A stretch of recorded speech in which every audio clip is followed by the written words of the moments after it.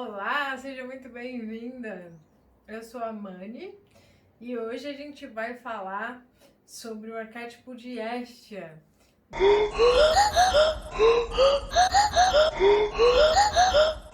Hoje eu vou analisar uma Hestia muito famosa, Frida Kahlo.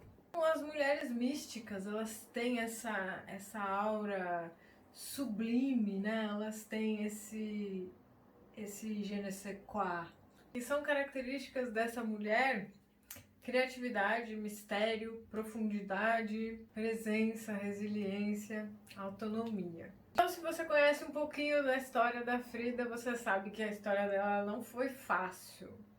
Ela teve que lidar com uma série de questões muito complicadas desde que ela nasceu, basicamente. Porque quando ela nasceu, a mãe dela teve uma depressão pós-parto super severa, então ela lidou com esse conteúdo de rejeição já desde pequenininha, né? E aí logo em seguida a mãe já engravidou da outra filha, então ela ficou tendo que cuidar das duas ao mesmo tempo, e a Frida acabou ficando meio para escanteio, foi amamentada pela ama de leite, e ela não teve esse contato materno, e a gente vê isso em várias obras da Frida. Ela também teve uma doença chamada poliomielite quando ela era criança, o que deixou sequelas no corpo, então ela acabou ficando com uma perna menor que a outra.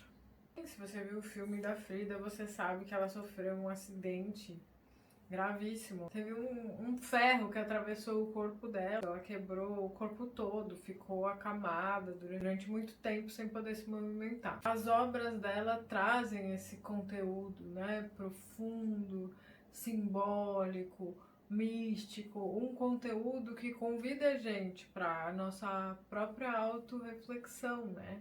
E, inclusive, se deparar com alguns lugares e algumas sensações não tão confortáveis. E uma coisa que popularizou muito a Frida também foi a sua imagem.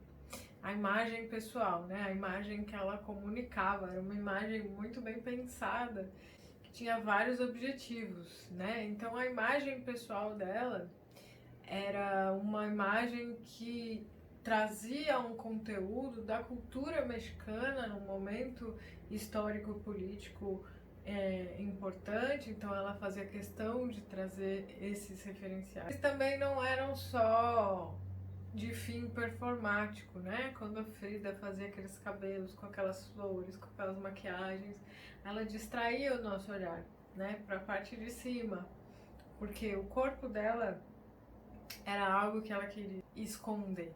Então ela usava todo esse figurino como uma armadura, né, que a protegia.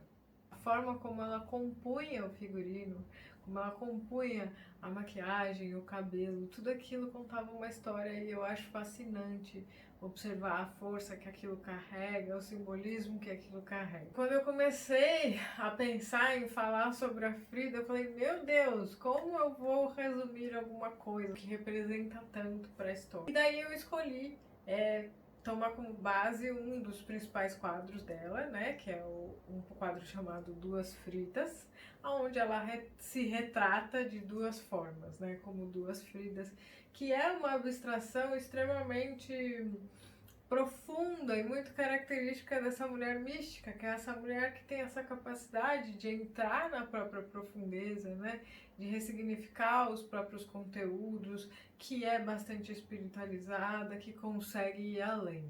Ele foi pintado em 1939, numa época onde o seu coração estava despedaçado, estava em frangalhos, porque a Frida viveu um relacionamento tempestuoso com outro pintor chamado Diego Rivera. Enquanto que a sua carreira estava deslanchando, ela estava fazendo sucesso internacional, estava conhecendo gente, estava sendo capa de revista, enfim, tudo estava acontecendo. A carreira dela ia de vento em popa. Então, nessa primeira Frida do retrato, né, que é essa Frida mais bronzeada, mais colorida, que carrega esse imaginário mexicano, né, das cores vibrantes, é a Frida que o Diego amava, é como ela denominou, né? Frida revolucionária, engajada politicamente, que trazia, né, a imagem do México e que o Diego estimulava, inclusive, né, essa forma de se vestir, essa forma de se portar. Então, essa primeira Frida representa essa faceta da Frida casada com Diego Rivera, da Frida que está impulsionada por todas essas questões. Ela usava uma vestimenta que era inspirada numa sociedade matriarcal do México. Então, ela, usando essas roupas, ela comunicava o nacionalismo e o feminismo, e também a sua identidade cultural. E essa Frida, a gente vê ela aí com o coração bem representado e inteiro, né, na imagem.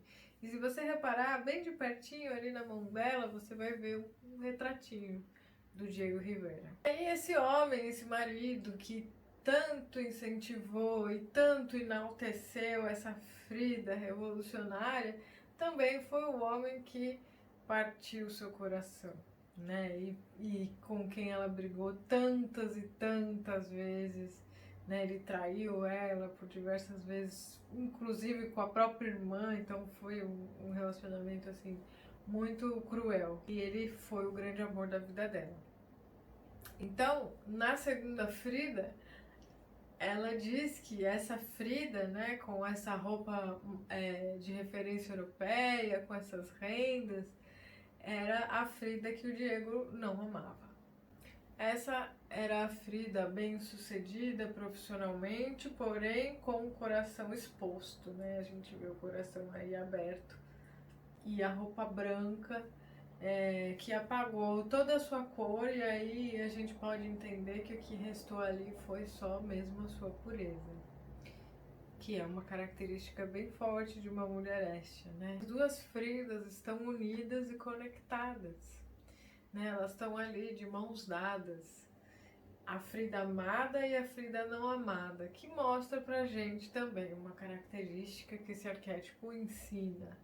Eu sou o meu próprio apoio, eu sou o meu próprio refúgio, né? A mística, ela é uma deusa virgem, né? O que significa que ela se centraliza nela mesma. E a Estia, principalmente, né? Ela tem essa capacidade de centramento dela com ela mesma.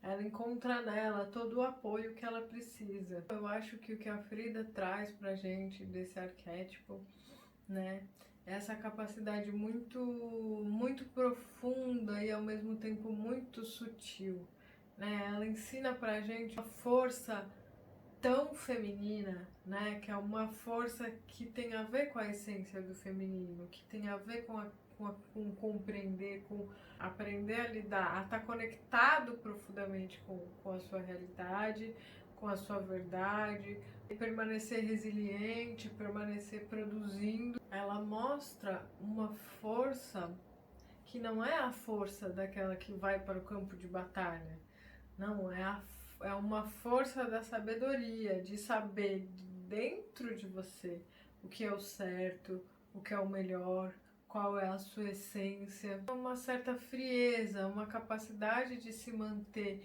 inteira diante das adversidades, porque ela volta para dentro de si e se alicerça. Ela sabe o seu caminho e aí ela espera pacientemente. Na faceta da anciã, ela transcende a questão de tempo. É uma mulher que não se preenche pelo poder, ou pelo dinheiro, ou pelo reconhecimento. O que a preenche é a sua própria paz.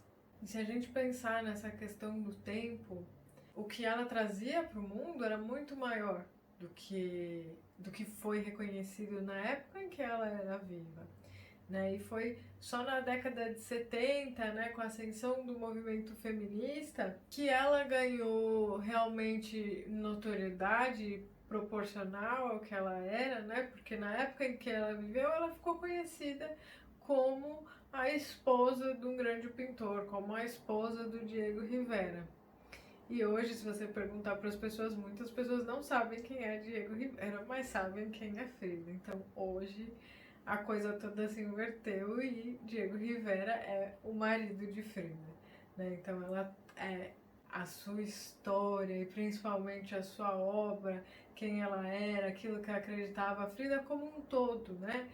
Como mensagem que ela divulgava, como obra, como imagem pessoal, tudo aquilo que ela era hoje se tornou algo muito maior, né? A história da Frida me faz pensar muito sobre as histórias de sucesso que eu já estudei, né? Essa capacidade que a mística entrega pra gente, né? Essa capacidade de centramento, de saber o que é que você veio servir ao mundo. Essa conexão interna que fala sobre a sua verdade e sobre a sua identidade.